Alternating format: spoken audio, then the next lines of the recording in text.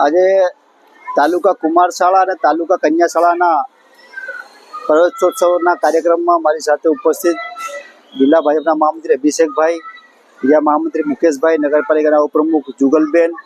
નગરપાલિકાના સૌ સદસ્યો, પાર્ટીના આગેવાનો ભાઈ હસમુખભાઈ, તેમજ શિક્ષક મિત્રોને, દાહોદ શહેરના તમામ વાલીઓ અને વહાલા બાળકો, આજે પ્રવેશોત્સવનો કાર્યક્રમ જે મોદી સાહેબે જે લક્ષ્ય રાખ્યું હતું કે આવનારું ભારત શિક્ષિત ભારત હોવું જોઈએ, સુરક્ષિત ભારત હોવું જોઈએ, એ લક્ષ્ય સાથે આજે કન્યાઓને વિશેષ ભાર આપી જે મોદી સાહેબે જે શરૂઆત કરી હતી એને આજે ખૂબ વેગ મળી રહ્યો છે અને લગભગ 100% દીકરીઓ